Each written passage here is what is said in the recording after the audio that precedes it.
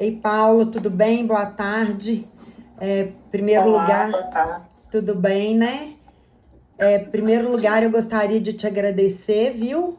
Pela disponibilidade, né? Do seu tempo, de dar essa entrevista para a gente.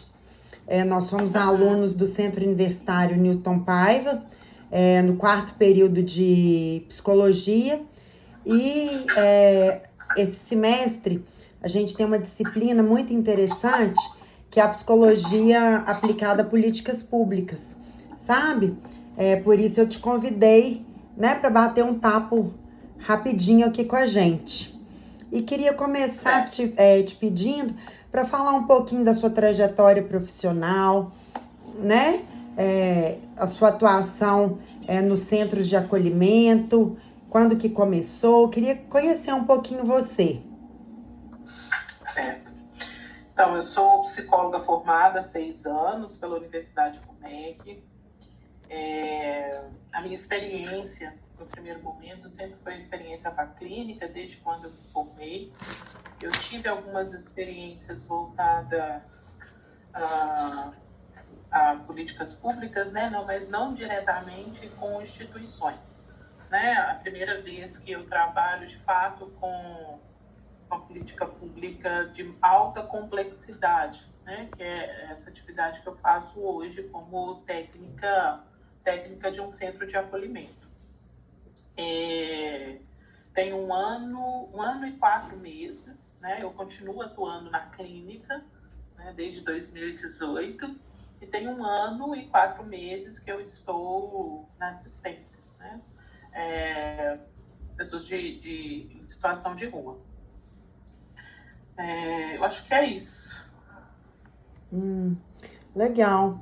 E, né, diante disso, eu gostaria de saber de você como que se dá esse processo de acolhimento dos indivíduos, né, e as famílias nos centros de acolhimento. Lá é uma casa de passagem, né?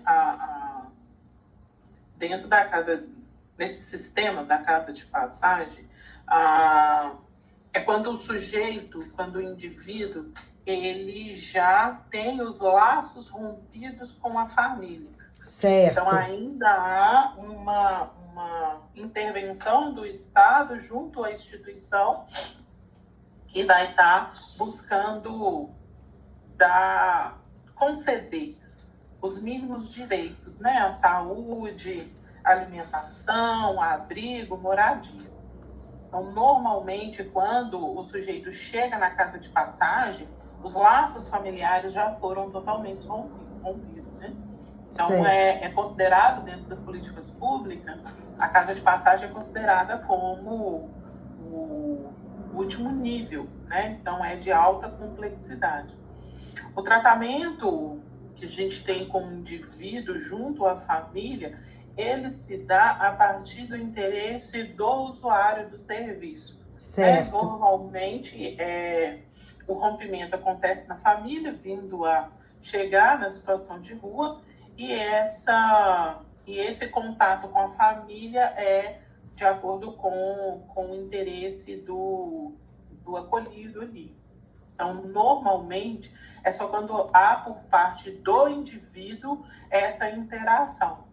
Né? Porque quando você está na baixa complexidade, na média complexidade, que são os CRAS, Sim, os CREAS, ainda há uma interferência muito presente da família. Então, há uma conexão muito forte ainda, né? Os laços não foram todos rompidos. Então, a gente consegue fazer um trabalho mais voltado ali, indivíduo e família, né? Dentro daquela dinâmica. Já na casa de passagem, normalmente não. É só quando há interesse do usuário. Algumas famílias procuram, mas na maioria das vezes não há uma procura por parte da família, nem mesmo por parte do acolhido, né? Ele não tem esse interesse mais em estar voltando ali para o seio familiar, que é onde que eles sofrem as violências até chegar nessa condição, né? entendi.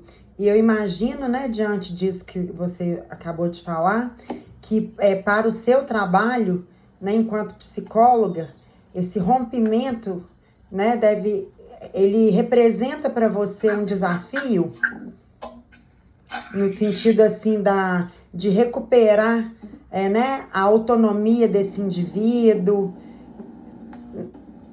Sim, eu entendo isso que você tá trazendo, da seguinte maneira. Eu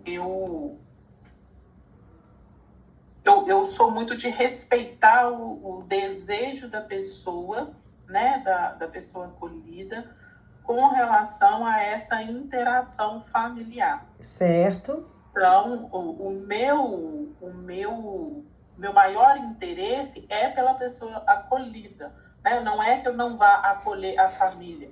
A gente também tenta articular e acolher essa família, porque sabemos que é naquele seio, né, familiar, naquele grupo ali, que ele poderá ter uma ajuda melhor, apesar de já ter sofrido essa violência dentro desse sistema. Então, eu dou primeiro voz para essa pessoa que está ali, o desejo dela, o que ela quer, o que ela dá conta. Entendo o sofrimento também por parte da família, que é muito grande, muitas das vezes se sente muito culpada, né? Então, mas eu busco olhar primeiro para aquela pessoa que está ali comigo e entender o que ela precisa, o que eu consigo ofertar para ela dentro das condições que eu tenho. Eu não consigo fazer, sou ainda um pouco criticada nos meus atendimentos, que acaba com a escuta clínica, e não pode se fazer clínica dentro de um serviço como esse que eu trabalho. Eu acabo escutando um pouco para além, né? Certo. Isso atrapalha um pouco, porque é muito, como que eu coloco? É muito dinâmica a nossa atividade lá, né? Os atendimentos são atendimentos, vamos dizer, de apagar incêndio. Naquele primeiro momento, pelo horário que as pessoas chegam, né? Então, o horário ele tarde para a noite, o dia já aconteceu, as dinâmicas diárias já aconteceram. Então, eu procuro ser ágil, mas eu não consigo. Né? Diferente das minhas colegas assistentes sociais, que elas têm uma malícia e a percepção delas são bem diferente da escuta de uma psicóloga, né? Eu costumo dizer assim, você não consegue separar uma coisa da outra. Não existe isso. Então, uma vez que você vê determinadas coisas, você não consegue mais desver. Então, quando eu chego, eu escuto, a gente acaba escutando de uma maneira diferente, até mesmo um amigo, um familiar. Isso acho que é da profissão, do cotidiano, da nossa dinâmica mesmo, enquanto psicóloga. E aí eu sou um pouco criticada por isso, né? Por dar muita atenção, escutar demais, tentar resolver, fazer outras articulações que o serviço não tem como. E eu acabo sofrendo um pouco com isso. Entendi. Sofro bastante. Né? Interessante você dizer isso, porque eu queria saber como que se dá, né?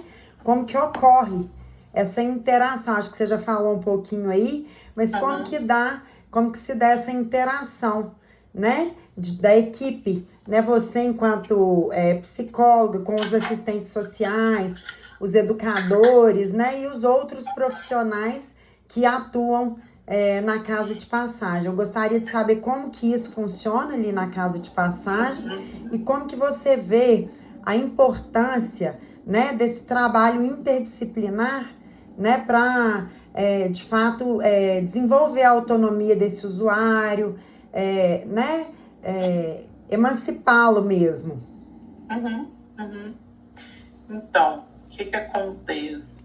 Eu não sei se isso tem a ver com a minha, também tem um pouco a ver com isso, com a minha história, com a minha realidade, da onde que eu venho, como eu cheguei aonde eu cheguei.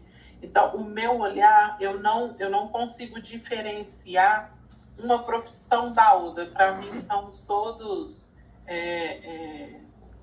todos pessoas com potenciais para brigar, para ensinar, e eu entendo esse trabalho multidisciplinar que ocorre, né? Seja assistente social, seja com um psiquiatra, muitas das vezes que a gente encaminha, né? Então a gente faz essa interlocução entre rede, psiquiatra, médico, ACS, a gente faz essa interlocução em outros ambientes também, para trazer o máximo ali de dignidade para aquela pessoa. É uma coisa que eu percebo, mas eu acho que isso é muito... Essas rivalidades que existem entre profissões, sabe? Sim. Mas para mim é mais uma questão de ego. Para mim, todo mundo que está ali para ofertar, tem momentos que eu não consigo fazer uma intervenção tão bem quanto a faxineira. Isso, entendo. Então, a recepcionista, por exemplo, isso, que às vezes... Exato. Entendi. Sim, sim. Então, eu acredito, né, que todos têm algo para ofertar, independente da posição, né, hierárquica, de conhecimento e tudo. E tá todo mundo ali, quem se dispõe mesmo, que tem um olhar sensível, né, atento. Sua voz sumiu. Oi, voltou? Voltou. Tá, tem um monte aqui, tem querido. E aí eu acredito também, Carol, que eu, nesses 1 ano e 4 meses, eu aprendi muito, mas muito mesmo, com cada acolhido do próprio sistema. Sabe? É uma troca, né, Paula? É uma troca. É uma troca e é um olhar para o ser humano, né? Eu sou terapeuta e a minha abordagem, ela é muito voltada para as relações, né? Sim. Então, todo mundo tem potencial, todos nós temos potenciais. São pessoas totalmente invisibilizadas, né? Que não tem marginalizadas. Discriminadas. Eu não olhava, né? Eu não tinha esse olhar acolhedor até estar, né? A princípio, meu olhar era um olhar de receio, né? Por conta de violência e tudo mais. E hoje não, hoje meu olhar é diferente. Sim. Estou no centro de Belo Horizonte e assim, assistente social, doutora, me ajuda aqui. Eles são ótimos, sabe? É um carinho muito grande, grande, muito respeito por nós. Sabe? Sim, é verdade. Eu acho que beira a admiração até. Sabe? Sim. É incrível mesmo. Isso é notório, sabe? E, Paulo, gostaria de saber de você o seguinte: como que você trabalha a autonomia desse indivíduo, né? Desse usuário da casa de passagem? A autonomia dele e a reintegração social no processo de acolhimento. Como que isso se dá? Né? Porque eu acho que isso talvez, como eu diria, é o mais importante, né? Você acreditar nesse ser humano, né? E trabalhar, resgatar essa autonomia dele. Como que a gente busca, né? Isso é muito, muito, muito relativo. Depende muito de quem está sendo atendido, acolhido. Depende muito do desejo da pessoa em voltar, em ser reinserido na sociedade. Porque se não há esse desejo, não tem nada que a gente possa fazer. Nada. E tudo parte da relação da relação que é estabelecida entre aquele acolhido e assistente social ou a psicóloga. Entre Então, os educadores, né, do centro, lá né? nós não temos educadores, Ah, né? tá. Nós só temos a equipe técnica, que é composta por assistente social ou psicólogo. Uhum. Na casa de passagem. Você vai ter educador dentro de um outro equipamento que é o POP. O Centro Pop. Uhum. Isso. Entendi. Aí lá você vai ter arte educador, vai ter professores, Eles ficam, né, um do ladinho do outro, então é tudo também... Não necessariamente. Isso Ah, acontece em uma unidade específica e que já está havendo desmembramento por conta de acordos e espaço da prefeitura. Por questões burocráticas mesmo. Sim. Isso. Uhum. Mas são instituições diferentes, Sim. Diferentes. Quem mantém tanto o Centro Pop quanto as casas de passagem é a prefeitura. Uhum. Mas quem faz administração são empresas diferentes. E são empresas privadas? São empresas privadas. Uhum. Apesar de estar no mesmo espaço físico, são trabalhos completamente diferentes. Entendi. Sim. Tá, Sim. Paula. E assim, vamos falar agora de desafios, né? Uhum. É um trabalho, eu diria assim, talvez apaixonante, mas ao mesmo tempo muito desafiador, né? E eu falo isso, quando eu falo de apaixonante, resgatando uma resposta que você deu lá no começo, né? Que tudo é a relação, que a troca é muito rica, né? Você ter essa sensibilidade de enxergar aquele usuário como ser humano, né? Enxergar ele além da marginalização, além da exclusão, né? Então, ao mesmo tempo que eu acho que deva ser muito motivador, apaixonante, interessante, eu imagino que ele seja desafiador, né? E quais os desafios que você enfrenta ali realmente como psicóloga no seu dia a dia de trabalho ali na casa de passagem? Sim. Uma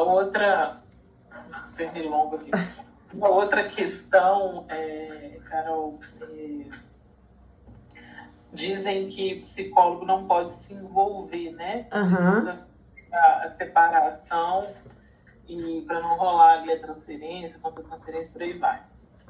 Tá, isso é lindo na teoria, mas na prática é completamente A hora que você diferente. vai para o campo, né, ter contato com aquilo ali de fato. Sim, é um rolê completamente diferente, não há como, muitas das vezes, por mais que você separe, né? Eu, enquanto psicóloga, eu faço uma coisa que eu falo assim desde o primeiro momento. Você precisa e se conhecer muito bem. Então, o processo psicoterápico com um psicólogo, ele não tem fim, não. Não vem com essa que eu tô tratada e tá tudo legal, tá tudo bem, não. É para sempre, né? É para sempre. Uhum. É para sempre. Então, eu busco muito autoconhecimento, né? Eu preciso não estar 10 passos à frente do meu cliente ou do meu acolhido, mas eu preciso pelo menos estar um passo à frente dessa pessoa. Uhum. Até mesmo para ajudá-la, auxiliá-la, né? Então, eu digo que até uma frase do Jorge Luciano, que é um dos criadores, que divulgaram, né, a Gestalt terapia aqui no Brasil. A gente não cura ninguém, a gente cuida das pessoas. Das pessoas. Uhum. Elas que vão se curar, né? Uhum. Então a gente cuida, porque a pessoa adoece a partir das relações e ela também vai se curar a partir delas, exato. A partir das relações. Uhum. Então, o desafio, um dos meus maiores desafios é conseguir não se envolver tanto, né? Uhum. Porque tem algumas coisas que são muito burocráticas. Um exemplo, eu estava com um senhor atendendo um senhor de 65, 67 anos, uma história bem pesada, e que tinha 2 meses, que estava fazendo dois cursos e trabalhando, né, em um programa que nós temos novo agora, que é voltar a ser reinserido, né, o mercado de trabalho é uma das possibilidades de ter aí a autonomia, de melhorar a autoestima, voltar a ter confiança e tal. E tinha 2 meses que esse senhor não estava, por conta da correria. E aí eu pensei em inúmeras possibilidades. Pensei, gente, mas o que eu posso fazer aqui? E várias questões também, várias comorbidades, né? E o intervalo, você via o interesse, o desejo de sair ali daquela condição, e é um homem com instrução, né? Então, ele é advogado, cadastrado dentro da Ordem dos Advogados, uma carteirinha ativa, né? A gente sabe que para ter uma carteirinha da OAB é difícil, né? Ou seja, ele percorreu todo um caminho e de repente se viu ali naquela situação. Naquela situação de fragilidade e tal.